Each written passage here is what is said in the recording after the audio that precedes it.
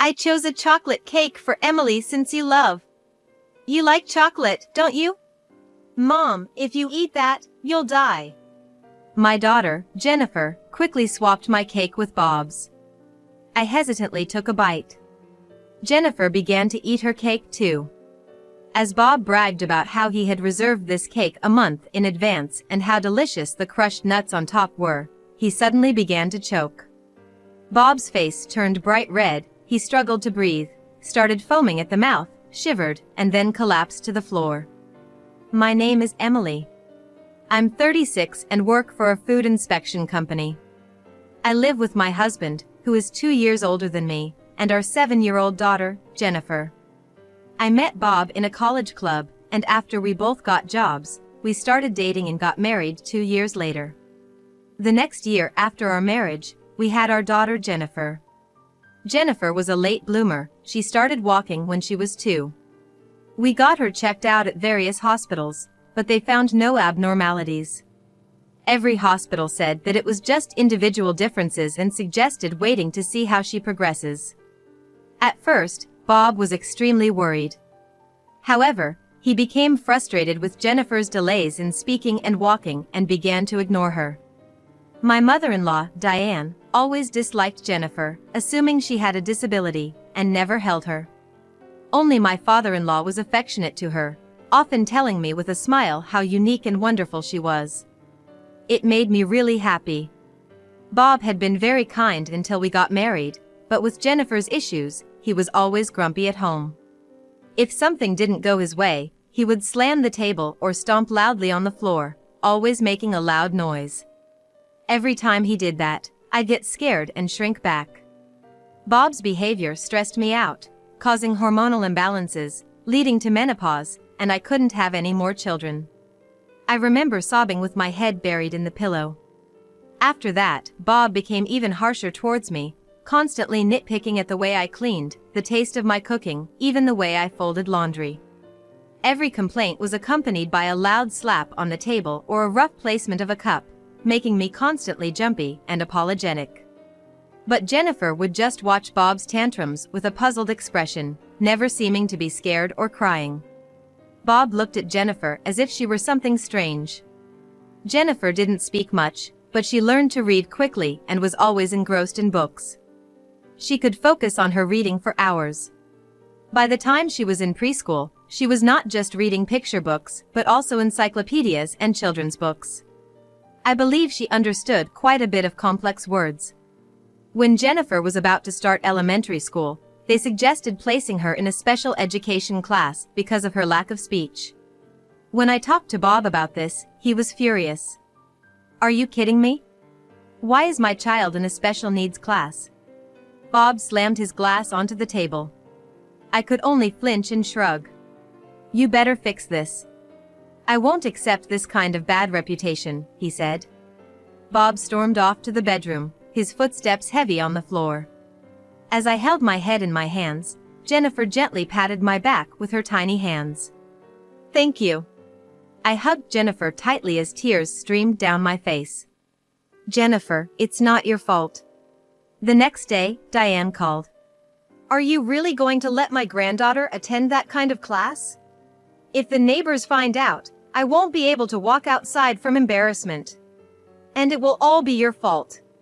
Diane said what she wanted to say and hung up the phone. Neither Bob nor Diane seemed to genuinely care about Jennifer.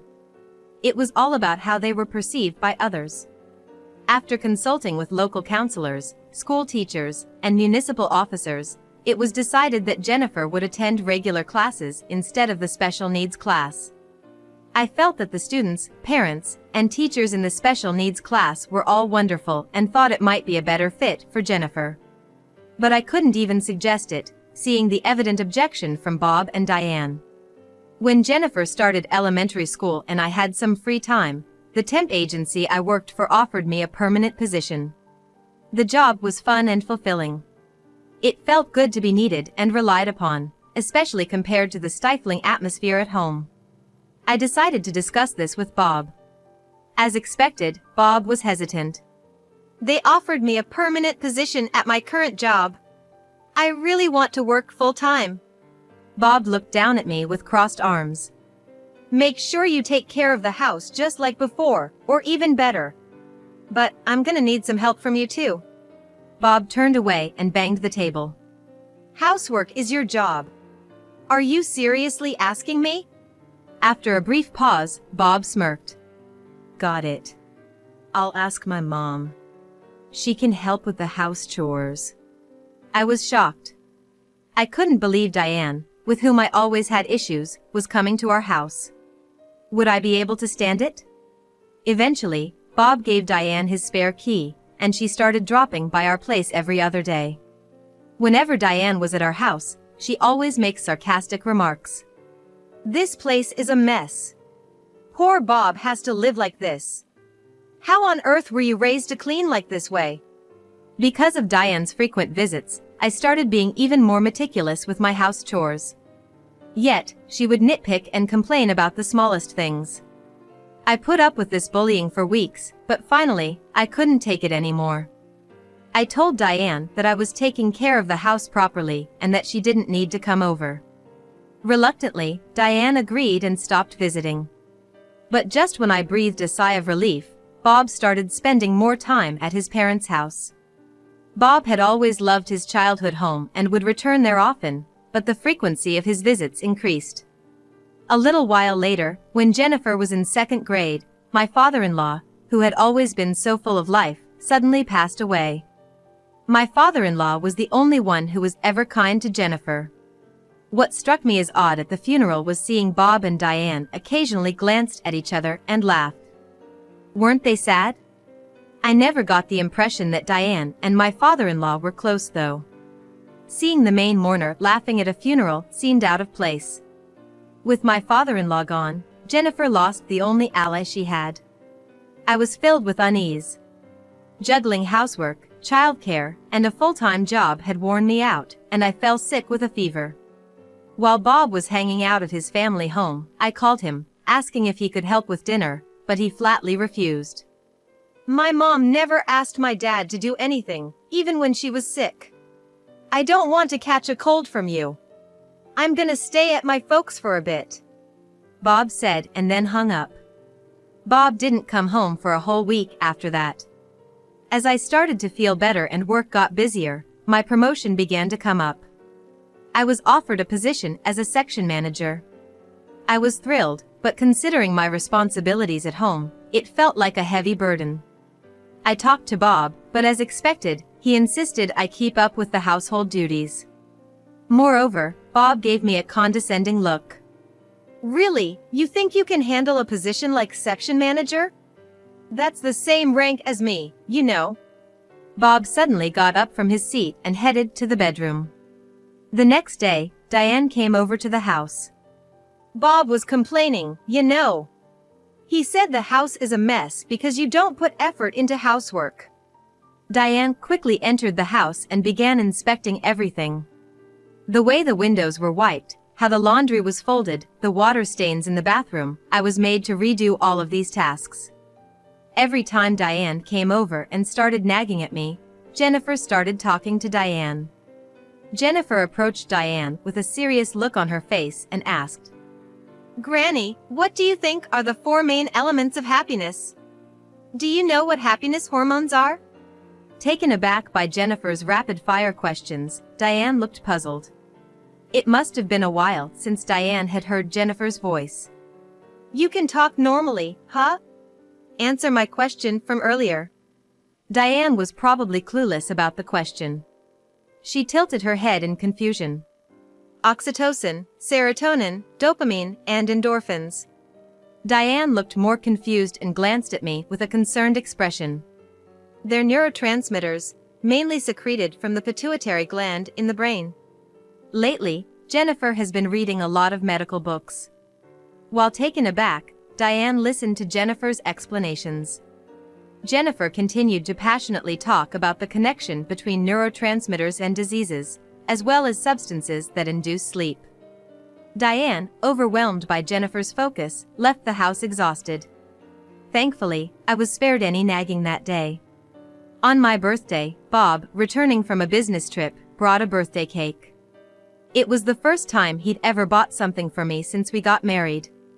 Even though he gave Diane souvenirs every time he went on a business trip and gifted her designer scarves, wallets, and bags on her birthday, he'd never bought anything for Jennifer and me.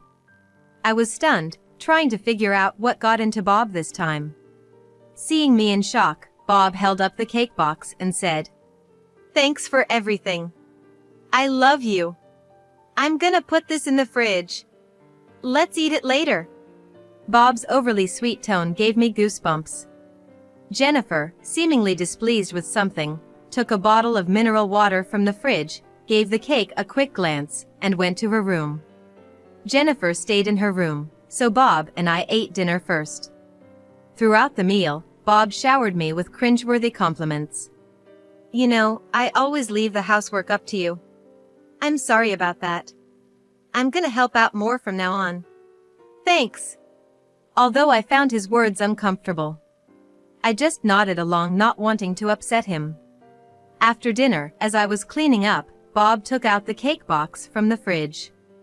I was about to set plates and get a knife when Bob gestured for me to sit. "Don't worry about it. I'll take care of it." Bob dished out the cake and brought it to the table. Honestly, I found his actions a bit creepy. "I got chocolate cake, Emily's favorite. You like chocolate, don't you?" I couldn't stand being with him alone any longer, so I decided to fetch Jennifer. "I'll go call Jennifer. Just wait here," I said and hurried to her room. Jennifer was on my old computer, seemingly searching for something. "Mom, you shouldn't eat that cake." "Why? What do you mean?" "Just trust me right now." Jennifer looked at me with a desperation I had never seen in her before. So, I decided to trust her. Jennifer took my hand and led me back to the dining room. "Shall we dig in?" "Hey, we don't have any forks." Usually, I'd head to the kitchen right away, but Jennifer was gripping my clothes tightly, preventing me from moving. "Oh, my bad. I'll get them," Bob said cheerfully, rising from the table. That's when Jennifer whispered urgently to me. "Mom, if you eat that, you're gonna die."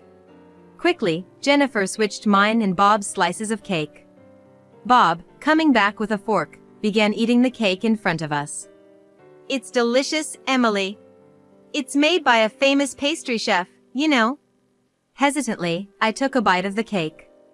Jennifer started eating hers too. As Bob proudly rambled about reserving the cake a month in advance and how the crushed nuts on top were delicious, he suddenly began to choke. Bob's face quickly turned red, his breathing grew labored, he started to foam at the mouth, and then he collapsed onto the floor. It looked like an anaphylactic shock from an allergy. Both Bob and I have buckwheat allergies, but there was no way the cake we were eating contained any. I froze in shock and confusion. Jennifer spoke to me with a calm voice. "Mom, call 911. Jennifer handed me her phone. Snapping back to reality, I called the ambulance. Jennifer turned Bob to his side and urged me to hit him hard on the back. Doing as instructed, Bob spit out the cake he had eaten. His breathing seemed a little easier after that. Bob was semi-conscious, murmuring buckwheat, buckwheat. Even in the ambulance, he kept mumbling the same, and an EMT told me to sit next to him for comfort. I did as I was told and sat beside Bob. After receiving treatment at the hospital, Bob was out of danger. For precaution, he was kept for a few days. I wondered how Jennifer knew something life-threatening was gonna happen. I returned home after completing the hospital admission procedures, all the while pondering the mystery. Jennifer showed me a wrapper she pulled out from the trash. "Look, Dad threw this in the kitchen trash." It was a wrapper from buckwheat cookies. Jennifer continued. "The cake box Dad brought home had a sticker half peeled off." Jennifer said she checked the kitchen trash and found an unfamiliar wrapper, so she looked it up online. She discovered that the cookies contained buckwheat flour and warned me about it. I still can't believe that the crushed nuts on the cake were actually crumbled buckwheat cookies. I recalled Jennifer's warning that she was like, "Mom, if you eat that, you're gonna die," and shuddered. If Jennifer hadn't been so quick-witted back then, it would have been me eating that cake right now. The thought of me lying in a hospital bed, taken by an ambulance, sent chills down my spine. Did Bob really tamper with the cake intending to take my life? I pulled out my phone, ready to make a call. I need to tell the police right away. I think you should reconsider. I jumped in surprise at Jennifer's voice. Why? Jennifer began to explain calmly. Dad's the one who collapsed. If you report it, the police might suspect you. A sense of dread clouded my vision. She was right. Going to the police might only make me a prime suspect. I felt an overwhelming sense of despair, wondering what to do. Don't worry, Mom. I'll handle it, Jennifer reassured. Jennifer went into Bob's study and began to search for something. Bob had always told me not to go in without permission, and I had rarely ever entered. Jennifer started rummaging through a drawer and flipping through a notebook. Dad's always been meticulous. He must have written something down. She stopped and showed me a page from the notebook. It was a revelation. My father-in-law had been a victim in a similar way. The note detailed how to mix crushed buckwheat cookies into seasoning. What was even more shocking was that Diane was involved in this sinister plan. They were conspiring together. At the bottom of the page, it read next Emily's birthday. I clenched the notebook tightly in my hands. It's okay, that's why. Jennifer said, her voice strained, trying to comfort me. At that moment, I realized I was shaking more from anger than fear. After what he did to my father-in-law, he was after my life. I made a vow deep within. I would never forgive Bob and Diane. With determination in my heart, I spoke to Jennifer. Hey, this notebook, it could be used as evidence, right? Jennifer shook her head sadly. I wish, but probably not. Jennifer continued. If they claim it's just a figment of their imagination, we've got nothing. And as for Grandpa, there's no way to prove anything now. I hung my head deep in thought. You're right. Without concrete evidence, they can weasel out of it. Jennifer gripped my hand tightly. I'll find the evidence. I promise I'm gonna protect you. We'll send those two to prison. Encouraged by Jennifer's words, I nodded with determination and squeezed her hand in return. If they want a fight, we'll give them one. For Jennifer, and for my own sake, I was resolved to protect my life and avenge my father-in-law. Jennifer and I swore to take revenge on Bob and Diane. We started preparing for our final confrontation. The first step was to lure them into our house. I asked Diane to tell me Bob's favorite dishes since I wanted to cook for him when he got out of the hospital. Without any suspicion, Diane came over. I didn't want to be with Diane for even a second, but I held my tongue and learned her recipes in the kitchen. Meanwhile, Jennifer went through Diane's purse and found the buckwheat cookies. Swiftly, Jennifer took just one of them. The next day, I brought the buckwheat cookie to work and requested a composition test. Who would have thought that working in a food inspecting company would come in handy at a time like this? A few days later, Bob was discharged from the hospital.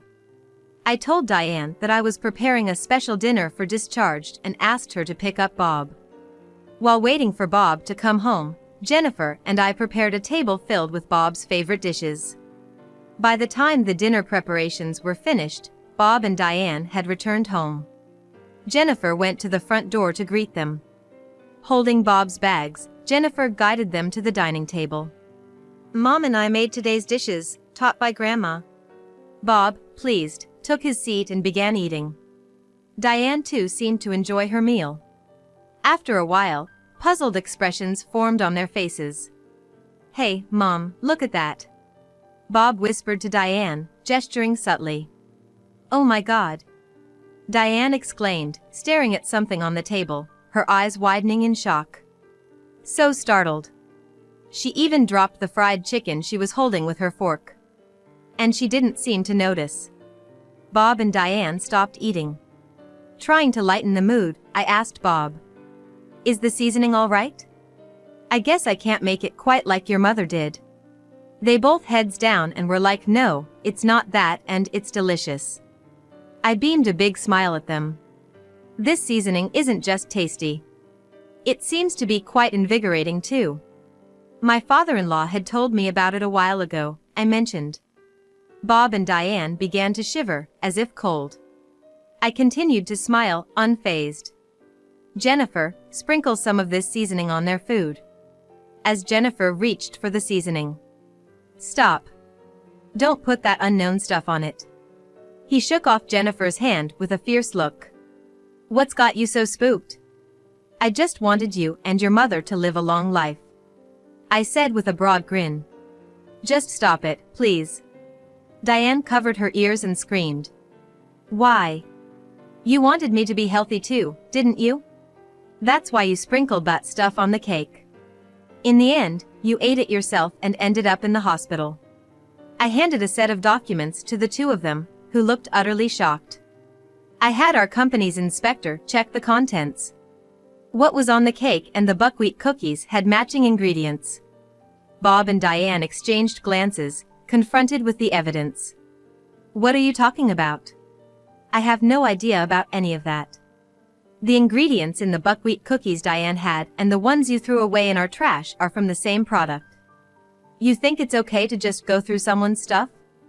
Those cookies were a gift from a friend from their travels. Calmly, I placed a copy of Bob's notebook on the table. Then what's this note about ordering cookies online? The notebook detailed the manufacturer, product name, shipping date, price, and more. Bob and Diane's faces turned from red to blue. It also says here that in small amounts it wouldn't be detected if induced to vomit. I stared intently at Diane. This is related to my father-in-law's cause of death, isn't it? Bob, looking defeated, began to speak.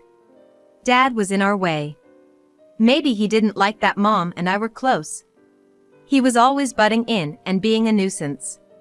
He constantly lectured Bob and me, saying things like our relationship isn't normal. I couldn't stand it. We mixed those buckwheat cookies into the seasoning and made him eat it. It was merely concern for an unusually close mother-son relationship that had troubled my father-in-law. Yet, Bob and Diane seemed to have taken it personally. Their justifications were incredibly selfish. I couldn't help but pity my father-in-law, who lost his life trying to foster a better family environment. So, since it worked on my father-in-law, you tried the same method on me? That's right. You have the same buckwheat allergy as me and Dad. You were in our way too. My disbelief turned into sheer astonishment. What you two did is a crime. I'm gonna call the police right now and submit this evidence. Suddenly, Bob stood up, snatched the copied notebook from the table, crumpled it, and forced it into his mouth, swallowing it whole. Diane, Jennifer, and I watched in shock. There you go. No more evidence. The police will just think it's some crazy story from Emily, my wife. Bob looked down at Jennifer and me with a smug expression.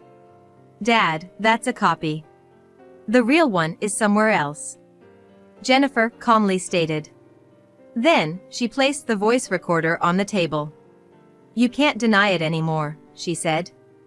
From the beginning, Jennifer had secretly recorded their conversation with a voice recorder hidden under the table. Damn, it's over. Bob muttered, collapsing weakly into his chair. We were so close. Just a bit more and the obstacle would have been gone. Diane seemed unable to contain her anger, slamming the table with both hands. You guys really thought this plan would work, huh? Jennifer remarked with a hint of disbelief. Regardless of the plan, I'm gonna protect Mom no matter what.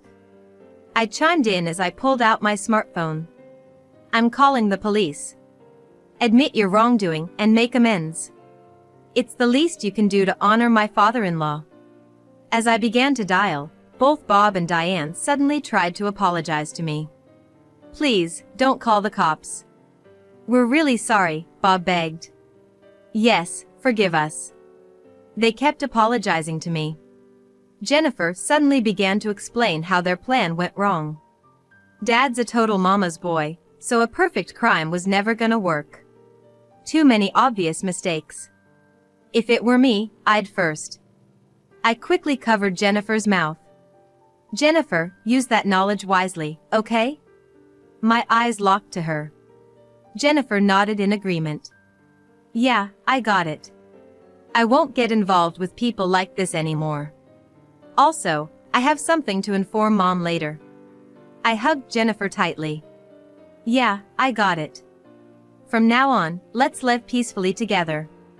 When the police came to arrest Bob and Diane, they cried and screamed, making it difficult for the officers.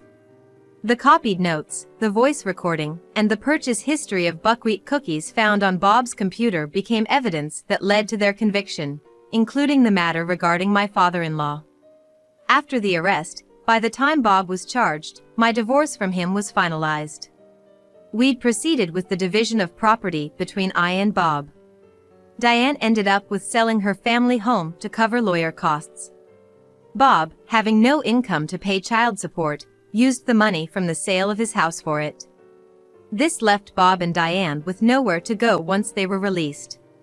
I have set up a memorial for my father-in-law. I wanted to properly pay my respects. After the verdict for Bob and Diane was announced, Jennifer and I reported the incident at my father-in-law's gravesite. I'm sure he'd be pleased from up in heaven. After the incident, Jennifer showed me a piece of paper. This is what I said I'd tell you. It was an IQ test result. I was taken aback and had to double-check when I saw it. It says 135 here. My IQ is 135. I was genuinely surprised. I believe anything over 130 is considered gifted. I'm sorry, Mom. I took the test without telling you and even used your credit card without permission. I was once again surprised by what Jennifer could do. Later on, Jennifer transferred to a school that caters to gifted children. Jennifer, as usual, has difficulty communicating and doesn't talk to anyone, but she really likes the environment where no one minds and she can study whatever interests her, and she attends happily. Living with just Jennifer has been joyful, my work has been fulfilling, and life has been rewarding. Perhaps it's because I've been full of life and my complexion has improved, but I've been frequently told I look younger. Ever since we began living just the two of us, Jennifer started hugging me more often. When you do this, it releases a lot of the happy hormone oxytocin, she'd say. I'm still not exactly sure where oxytocin comes from, but it surely makes me feel happy. And to my delight, my menstrual cycle returned. Maybe it's thanks to this happy hormone Jennifer mentioned. From here on out, I'm gonna live with Jennifer, keeping our smiles bright.